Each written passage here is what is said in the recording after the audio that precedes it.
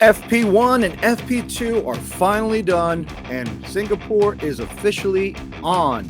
What happened during FP1? Believe it or not, Lewis Hamilton came in first. But remember, this is just FP1. So let me recap all the standings here on FP1. Lewis Hamilton first. Second, Max Verstappen, followed by Charles Leclerc. Then came Sergio Perez.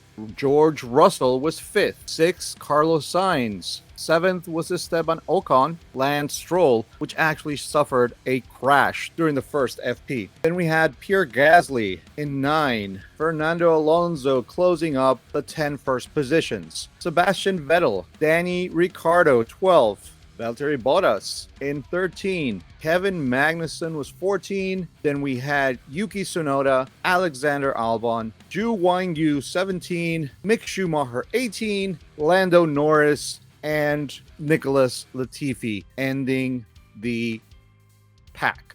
Now, what happened? We had our first crash into the wall. That was Stroll. He went straight in, hit the wall, and had a puncture in the tire. Had to stop the car, move it forward, and then we got a red flag.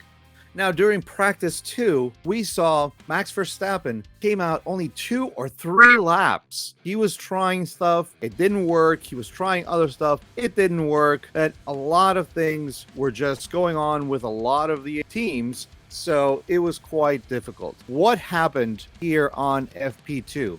FP2 was won by Carlos Sainz, the leaderboard clocking in at 1 minute 42 seconds, 0.587, followed closely by Leclerc, which was just 2/10 off of Carlos Sainz's mark. George Russell came in third, even though he touched the wall. I'm not going to say he hit it. He touched the wall one time, and he almost did it a second time. He is then followed by Max Verstappen. Max Verstappen was also limited because of all the changes that he was doing. He only managed to end up in fourth. Lewis Hamilton came in a fifth after that. Then we had Esteban Ocon.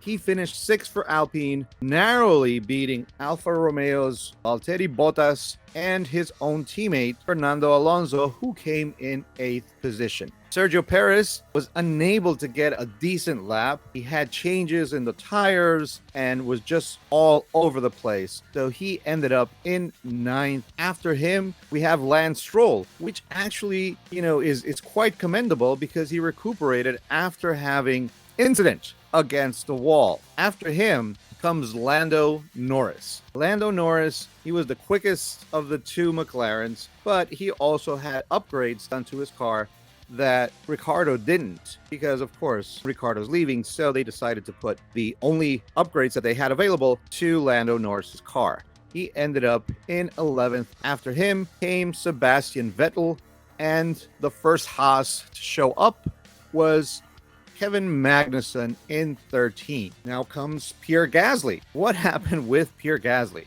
That was probably the craziest incident of today's practice sessions. The team were moving the car around, getting it ready. All of a sudden, flames erupted, and he had to be ejected from that seat. He jumped out as fast as he could, but they had already put the fire out. So that was quick thinking, and nothing happened. Zhou Guanyu came in 15th after that, and we had Alexander Albon, which is actually a very impressive return from his appendicitis and the post-surgery complications. He managed to take his Williams all the way up to 16th place. Yuki Tsunoda and the other AlphaTauri had to retire early because of fuel system issues, and he finished in 17th position. Danny Ricciardo finished 18th with the McLaren that didn't have the upgrades, so there you go. I guess,